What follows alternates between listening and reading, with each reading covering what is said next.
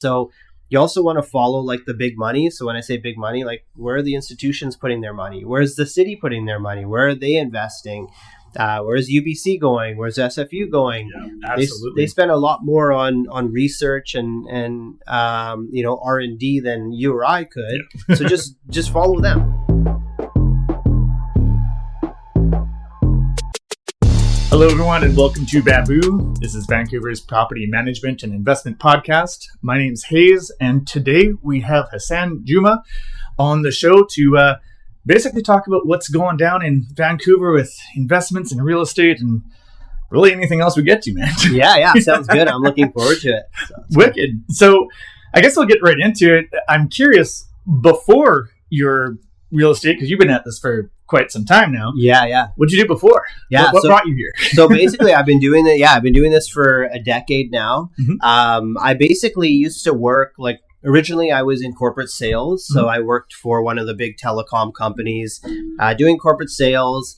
I got into the quick service restaurant business. So I was a franchisee for A&W. Okay. We had multiple stores. It's a big learning experience for me, working in the restaurants and learning a lot about business. And so I had always felt like even when I was in corporate sales, I just never was really doing what I was supposed to do. In fact, when I was in corporate sales, I hated that world. Yeah. And so ultimately, in my 20s, I quit my job early on and I'm like, I'm going to take the real estate course. This was early on in my 20s. I took it. I didn't take the exam. And then a startup came around and they gave me a great job offer. Yeah. And I was at a crossroads. I'm like, do I continue to use the funds that are depleting and keep going into real estate, 24 years old? Yeah. Or do I take a big paycheck right now? Yeah. I chose the paycheck, like a lot of guys probably would. And then my next 10 years was just working. Yeah. The restaurants, corporate sales, these sorts of things. And then long story short, I noticed with the restaurants, we were in the process of selling them. Mm-hmm. And I was like, wow, I enjoy the process of selling these more than I ever did working in them. Yeah, and so that kind of got me to say, you know what, take the exam again. Yeah. And now's the time. Now you're more ready for it. And so that's what basically launched into my real estate career. Cool.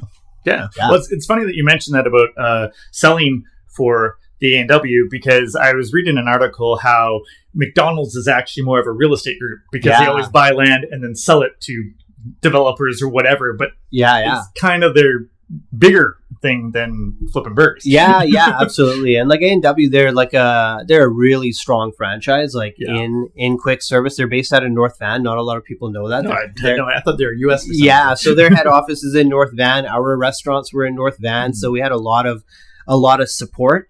But what I learned about quick service restaurants is if you don't have high volume, the margins are so slim. Really? That you need to have a drive-through. You need to be doing $3 million a year gross to actually have some money kind of left over. So it's a tough business, learning experience, but it kind of paved the way for what I'm doing now. So and I have some clients that I pulled over from A&W that work with me on the real estate side. So it's good. Yeah. Also seems a lot of the realtors come from the service industry. I was in the bars for years, bars and nightclubs and stuff like that. So it's it seems like it's a general hop from the service industry into real estate for some reason. I guess we're just used to dealing with people. Yeah, that. And also I think telecom too. I know quite a lot of top real estate agents now kind of started in telecom, like retail sales or whatever. So I guess once you do sales at any level, you're kind of if I'm doing it at this level, why don't I do it at this level, right? You got to sell the big thing, right? So I think that's ultimately what happened. So wicked. So now with the stats that have just come out recently, I'm sure we all read them as soon as they come out there. Yeah. What are you thinking is going on with the market? We've got the rate cuts, but we are coming into the traditionally slower time. Yeah. Is one going to outweigh the other, do you think, or do you think everyone's just going to hang out and wait till spring? Yeah, in terms of what's happening with the market, President Trump is happening with the market. Myself personally, I look back and I'm I can't remember a time where one individual has impacted so many things, so much further from where he is. He's had a big impact on Vancouver real estate, which I'll touch on, but obviously the stock market, he controls that with everything that he says. For ourselves here in Vancouver, we were poised to have a strong 2025. Yep. Last year, October, November, our sales were finally back to like where we typically average at. And that's why the stats that are coming out now and next month, they're going to look pretty bad because we're comparing against, which was really a ramp up period last year. You know, rates were coming down. People were getting excited again. January was like double digit sales growth. And then February rolls around and boom, like no more spring market.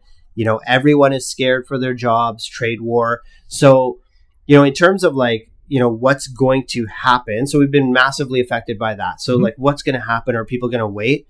I don't think it's so much like waiting for spring. I think it's just waiting for some sort of stability and calm that, hey, we have agreement in place. And people feel comfortable that things are okay with Canada, US, because it impacts the jobs. And I think like, I don't know if you've been watching, like the unemployment rate keeps creeping up. You know, I talked to quite a few buyers this year that put their, you know, search on hold. Yeah. Because they're like, I don't know, like I have a good job, but you know, we're not hitting target or whatever it might be. And then they're not kind of moving forward. So I think ever since COVID, the way I see it is, spring market is stronger, but we've kind of deviated away from the whole spring is busy, summer is slow, January is slow. Like it hasn't really followed that pattern as much. Yeah. So absolutely. Honestly, your guess is as good as mine in terms of what's going to happen. I just hope we get on some sort of, you know, agreement level where we can, you know, actually move forward and people can start making, you know, big decisions like housing. Yeah, exactly. Well, especially like back east, I've noticed it's really getting hit hard because that's where a lot of the car factories and whatnot are back there, right? Yeah, BC, our highest GDP is real estate, so yeah, and like at the same time getting hit hard with like the condos and like the oversupply of condos over there. It's basically like, you know, 7 or 8 fold what we're dealing with over here. Like, you know, poor East Coast right now, right? Because they're dealing with it on the jobs front, they're dealing with it on the vacant condos front. It's not a good thing. Yeah, absolutely. Now, what I've noticed as well is that there seems to be the sales that are happening a lot in the condos in particular, of course, because that's what's being rented, is that the landlords are selling off a lot of their properties to try to get out of the market or essentially protect they're circling the wagons, basically, is what it seems like. Yeah. However, like when they're doing this, they are selling it and there's tenants in there. And so you work primarily in the sales side. What are a couple ways that are easier to work with the tenant? Because I mean, they're uncomfortable. That's their home. Yeah. And all of a sudden, you know, people are moving in or generally buying it and moving in. So they're getting displaced. How do you bridge that gap and work with the tenants to make sure things are smoother? Yeah, no, it's really difficult. And as you might know, like selling tenanted properties in general is difficult. And then in the market that we're in, I don't want to say it's impossible, but it's very difficult to do. So, you know, very often, just initially up front, I'll have the conversation with the landlord and, you know, figure out what they paid for the property, what sort of terms the tenant's on, what sort of relationship do they have with them. Is there a possibility that they can mutually agree to terminate the tenancy and prior to listing? And I think in this market, you really have to explore that.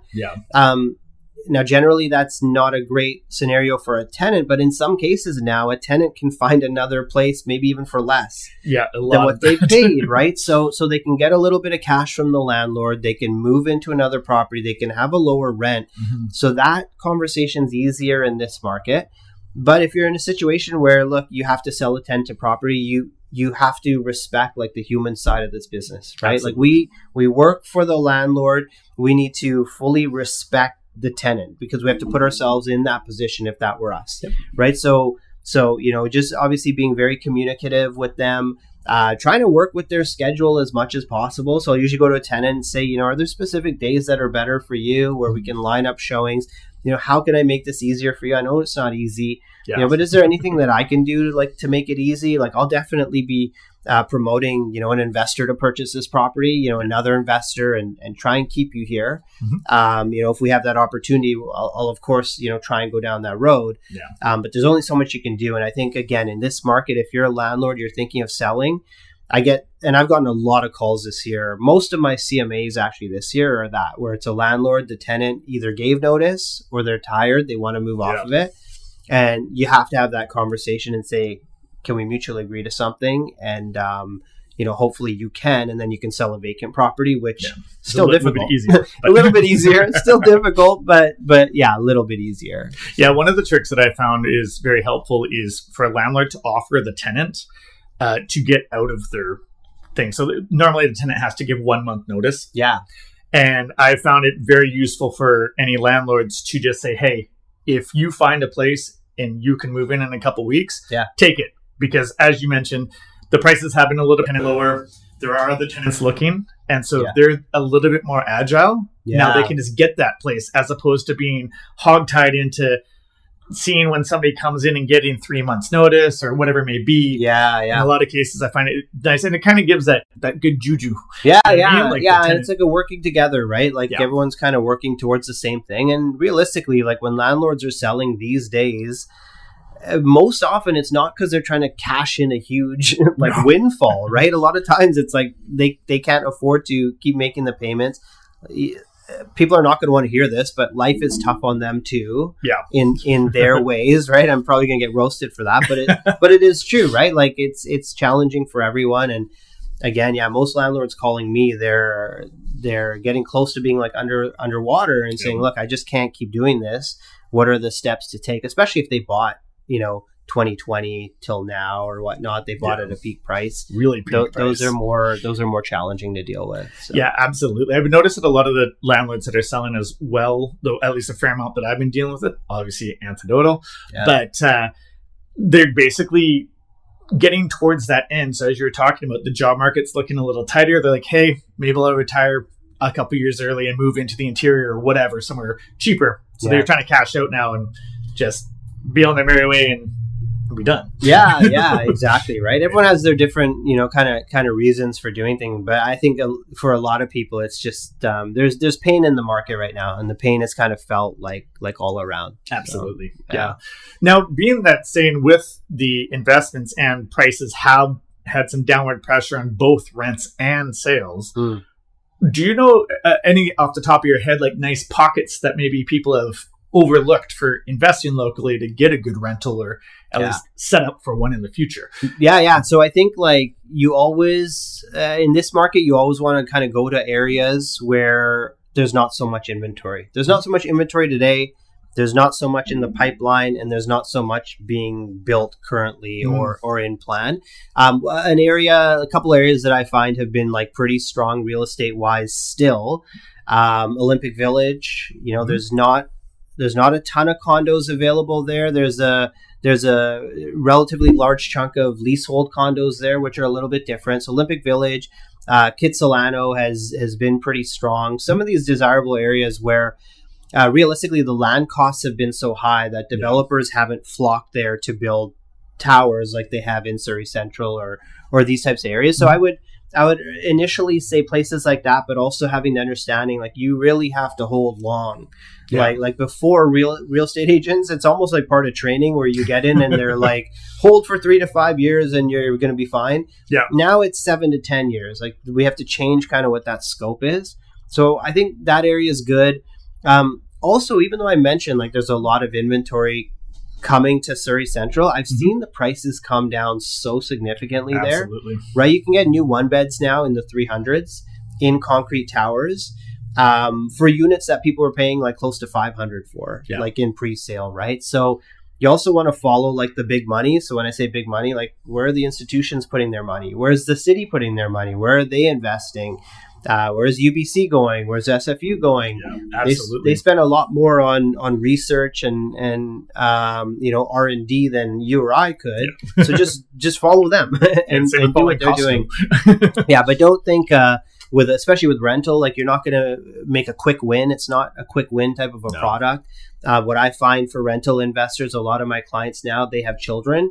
And they want a good investment that ultimately is going to be their home. Yeah. And they realize if they don't make a purchase today for their child, who might be 9 or 10 years old, that child may never have the opportunity to purchase a home. Right. Absolutely. So make sure you have strong conviction as to why you're getting a rental property, and then choose the right agent and the right areas to work. That makes sense. Yeah.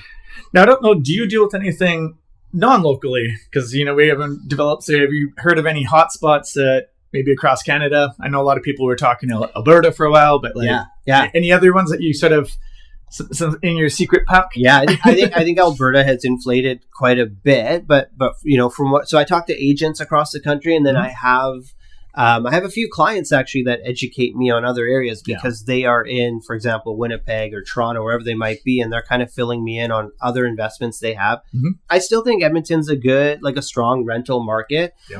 So I think Edmonton versus Calgary, Winnipeg as well for rentals. Now, generally speaking, you don't necessarily see like the capital appreciation that we typically would see here in Vancouver. Like that's disappeared now, but you don't really see that. But the rents are pretty strong. They're more tenant cities, I guess you could say. Like more people are renting there, so the demand is pretty good. And the property costs, any of these kind of central areas, making sure that you're like close to the city where the jobs province. I think those are good areas if you specifically want rentals. If you want your capital to appreciate and to grow, I personally wouldn't put it there. I would put it in the A markets, the Torontos, the Vancouvers, or the S&P 500 realistically, right? You don't only have to invest in real estate. Oh no, that's our whole show. No. We're done. Well, you got to diversify, right? I think that if there's something we've learned, like you really do have to have your eggs in several baskets. And it's something I've had to do this year too, where I've been like so heavy real estate, where I'm like, look, you gotta spread it out, especially because my income is real estate, right? So if your income's real estate and then 80% of what you hold is real estate, it's a lot of eggs in one basket. It's overweight. Yeah, absolutely. So shift around. Now, with the market having some downward pressure, both for rentals and for sales, we see a lot of owners are white knuckling it and hoping for the prices that were back then. And it's just not happening. For dealing with that, how do you deal with owners that aren't going to drop their price, or is there other things they can do other than just dropping their price that would be, obviously they're not going to renovate the whole house, but is there anything small that would maybe get them closer to what they're aiming at? It's a good question. In today's market, no, it's price. No, it's pretty much price. Marketing does play a role. Definitely, I've had instances where people have viewed my listings because they saw it on social and that sort of stuff. So that helps. But in today's market, if the price is not the most attractive price out there or close to, people aren't even going to view. So on the listing side, when you ask like how do you handle that, this is the year, or I would say the last 18 months is probably the time where I've had to have the most difficult conversations in my entire career. And it's been exhausting, to be honest with you. Like it's, if I can be real, like it has beaten not just myself, but a lot of realtors down this year when I talk to people. And so you have two choices. It's like, do you have that difficult conversation with a seller before you have a listing signed? And you say, look, you're thinking this, I'm telling you it's going to be this, and you're saying this at the risk of not getting the listing? Or do you do what some other agents will do, and they'll have the difficult conversation later after they already have the signature, right? So they get it signed, they're like, we're going to try, but they know in their head they're not going to get it, and then they have the difficult one later. So for me, I'm more of an upfront, like I'm just realistic, like this is what it's going to be, and if we're just too far off, I walk away. You have to walk away from listings. You have to be willing to do that. There always will be an agent. You're probably familiar, but there always will be some agent that will take it on. Yeah, absolutely. And based on, maybe they live super close by. Maybe they don't have a lot else going on and they want to work it. But, when we talk about other things you can do to sell in this market, it has to start with price. I think in this market as well, like you have to definitely be show ready. You have to have a clean home, almost looks like a show home. I wouldn't suggest to people though to undergo a big renovation to sell, because renovations, like everyone has their own taste, right? Of what, no matter how good a job you do, a buyer's going to walk in and say, I would have done that. I would have done this different. So I wouldn't do that. I would keep the place clean, and renovations take time. And as prices are falling, just get on the market. Because if you don't get on today and you wait 3 months, you're going to be down another 3 or 4%. Yeah. And you put money into a renovation, you're not going to recoup it. So yeah, it's like that ongoing debate. I was hear people saying, oh, should we do carpets or laminate? And I say, just leave it be, because you never know who's going to walk in. They may hate laminate. Most people like laminate, but that being said, they may hate it and just going to rip up your brand new laminate anyways. Yeah. So unless the carpet is like so hideous, right? If it's like so gross and like people don't want to step on it or something, then you got to do something shade. like put lipstick on it. But yeah, exactly, right? But put some lipstick on it if you need to, but only if you need to, and don't do anything too crazy, and just be realistic with your price, because I've seen a lot of listings, and you've probably seen them too this year, really chase the market down because they tried for a price here, they end up selling here. They could have sold for so much higher if they just priced right off of the start, right? Absolutely. So. Now, with the rents, we hear some people are trying to push for rent control to be implemented. What are your thoughts on this? Do you think it's a good idea? Do you think it's a bad idea? Yeah. So I mean, here in BC, we do have like a rent control in terms of, how much you're able to raise rents on the same tenant. Of course. But what we don't have, and what I hear a lot of people talk about, is this vacancy control. Yeah. And basically it's like, okay, because how it works right now is when the tenant leaves, you're now free to charge whatever rent that you want to the new tenant. And typically when the rental market's hot, landlords are excited about that. They're like, sweet, we're in a good spot. Now, vacancy control would mean that tenant leaves, and now you have to charge the next tenant the same amount or with that additional percentage. Yeah. I think that controlling the rental market in this sort of way, I don't think it really helps at all. I think rent control in general, if you look at studies that have been done across North America, they kind of promote slum living conditions. Absolutely. And slumlords. Really hard for landlords to actually invest in their properties when they can't treat it like free market. So I'm against rent control, vacancy control as well. Now in Ontario, I don't know if you heard, but Doug Ford has basically put a bill forth where he wants to allow landlords to kind of take it to the next level, where they could basically terminate a lease for almost any reason. Nuts. That's crazy. Like, I don't agree with that. I think there needs to, again, we were talking about compassion for tenants. That needs to be there. Housing is a necessity. It's a need. But at the same time, anytime governments have tried to control the market in any sort of way, it's never helped. Always backfires. It's never done anything. And ultimately what has ended up happening is everyone just pays more taxes. The prices stay the same, and everyone ultimately, or they keep increasing, and everyone just ends up putting more, money into government pockets. Mm-hmm. You look around, is the money getting spent the way it should? Probably a topic for another podcast, but and we all have questions about that. But no, I don't believe in control. I believe that free market should prevail, and they generally, work themselves out. When you don't have rent control, you have more investors that want to invest in rental housing. They see the opportunity. They say, let's build, let's do it. And so now you have more supply. And so now the rents are going to level out. So let markets be markets, let governments be governments. And just, kind of let it be, in my opinion.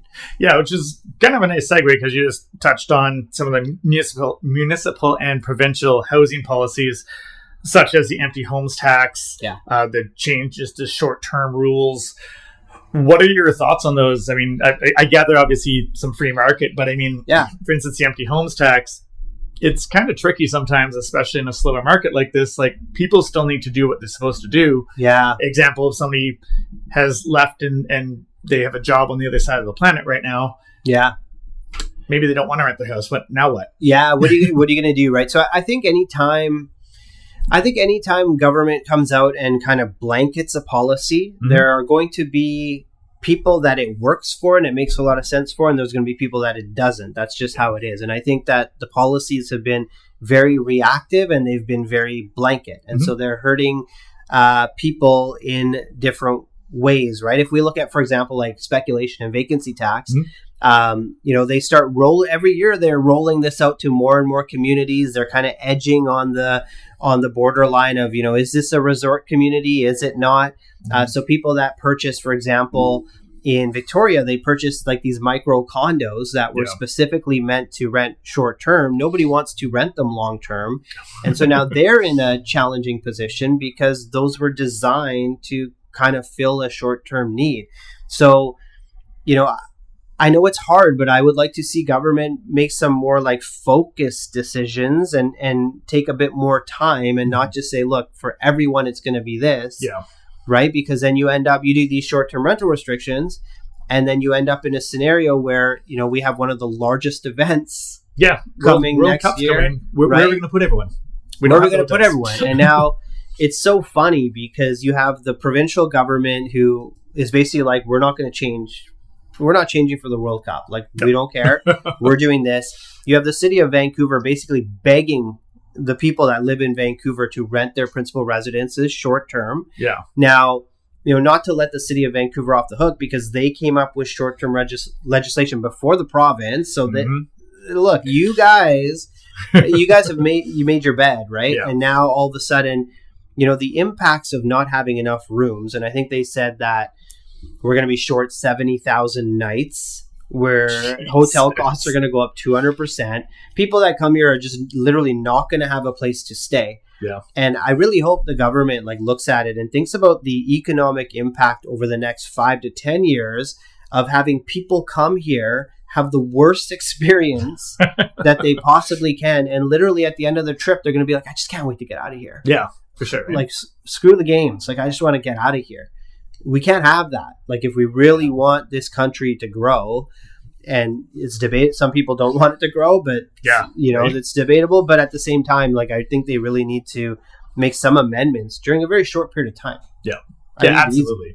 Right? Just to roll that back, I mean, the thing too that's interesting is that when we have a large event, usually real estate picks up 2 years afterwards. Yeah, the Expo 86 came, went up. The Olympics came, went up. So possibly World Cup, the same thing. But as you pointed out, that might be an issue.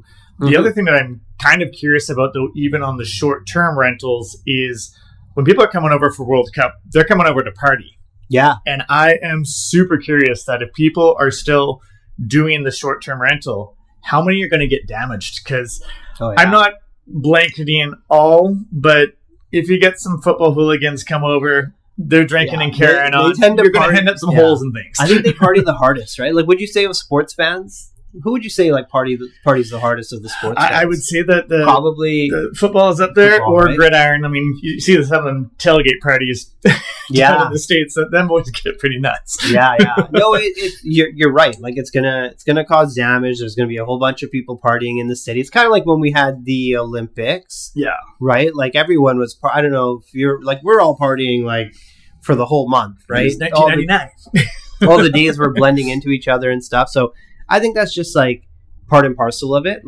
You got to take the bad with the good. There's going to be benefits, and you're going to have to deal with some stuff for a few weeks. I think that's just the nature of it. And I think just based on what hotels are potentially going to charge for nights and what you can charge for your Airbnb or your short-term rental, you're going to get compensated for it. Yeah. Right. You'll be okay if you choose to do it. It's a risk versus reward, I guess, as it were. Yeah, right? Everything in life, right? So yeah, so it's going to be challenging, and as you mentioned with the hotels and that, I guess people are going to be having to travel on the SkyTrain. So New West Inn at the Quay is going to be full. Yeah, and keep on going out to Surrey is going to be full. You know what I mean? Yeah. So yeah, that way people can at least get down to watch the matches or whatever. But I think right downtown Vancouver, the prices are going to be astronomical for anyone coming here, right? So yeah, it's going to be some interesting times next year when the World Cup is in town, and we'll see what happens. We'll see how it all plays out. I really do hope it goes well because anytime your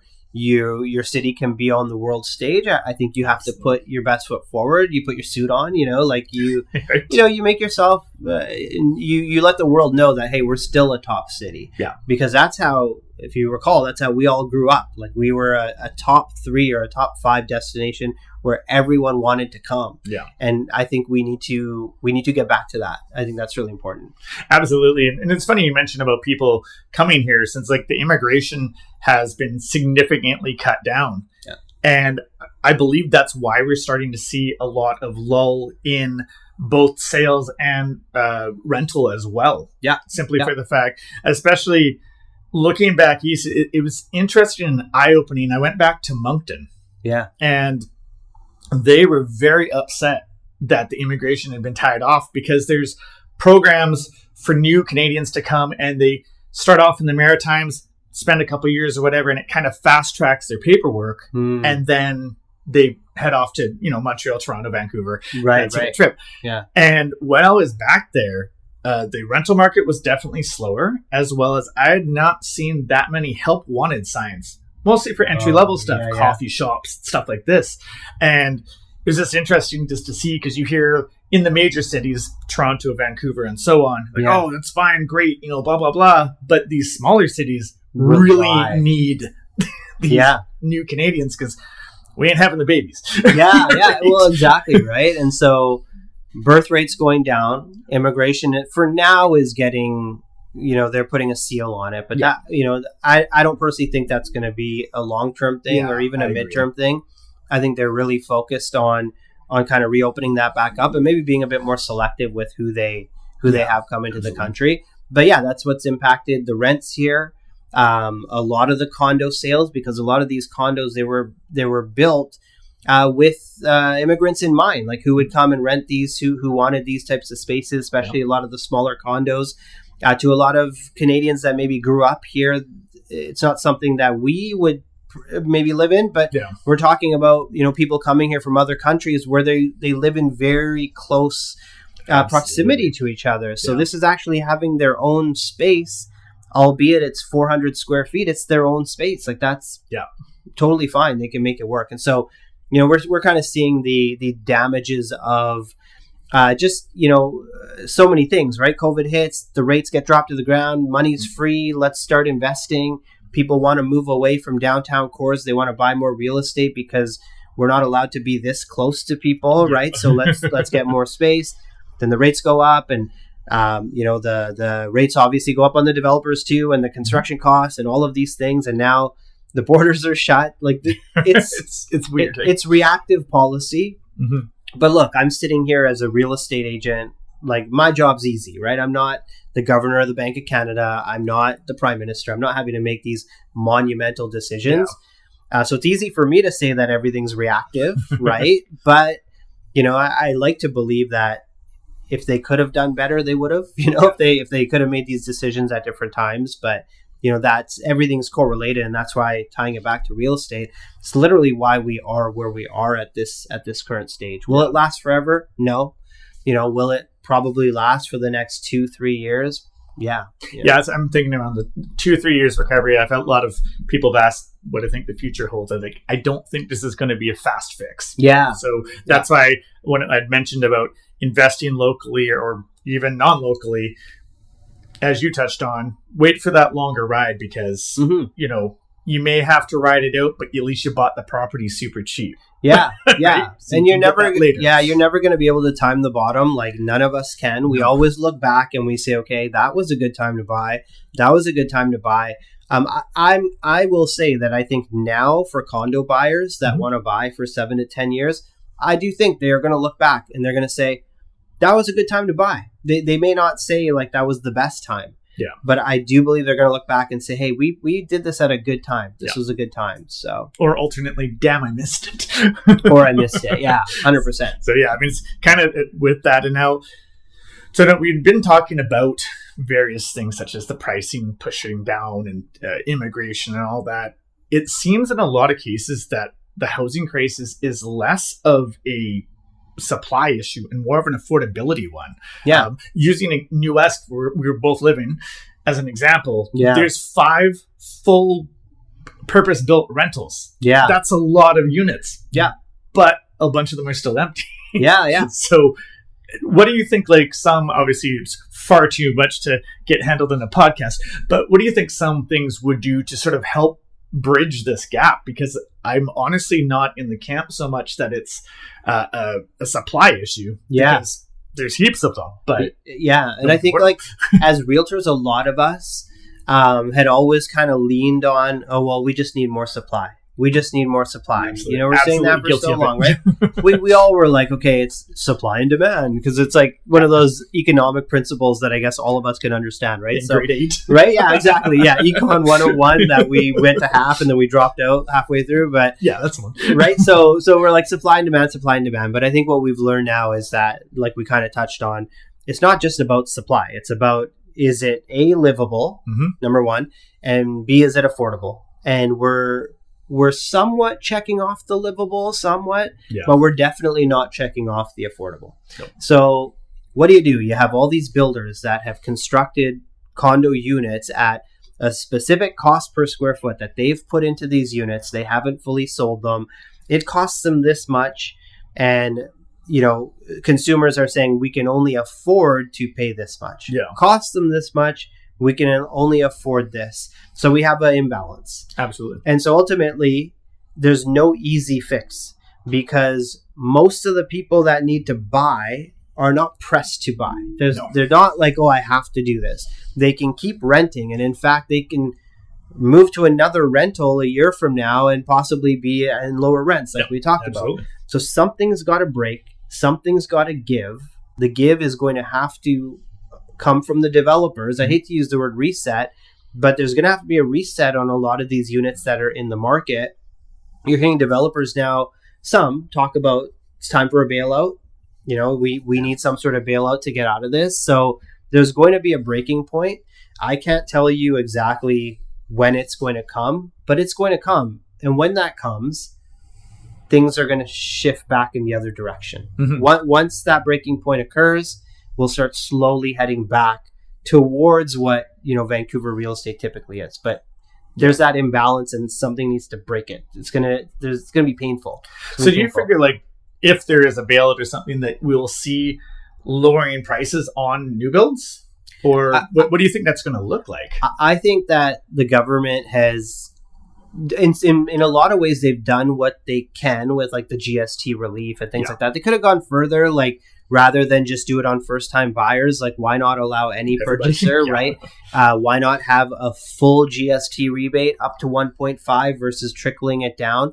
That really increases the value. And for people in Vancouver that want to be in townhomes or larger spaces, they can do that and save a lot more money. So I think in some ways, the government's not going to use the word bailout, because the general public does not want you bailing out developers. No, like they're all evil. Yeah, like if there's anyone that's hated more than realtors, it might be developers, or we're pretty close or whatever, right? So they're not going to come out and say we're bailing out, but on the back end, they're trying to do these little things that are trying to make it easier.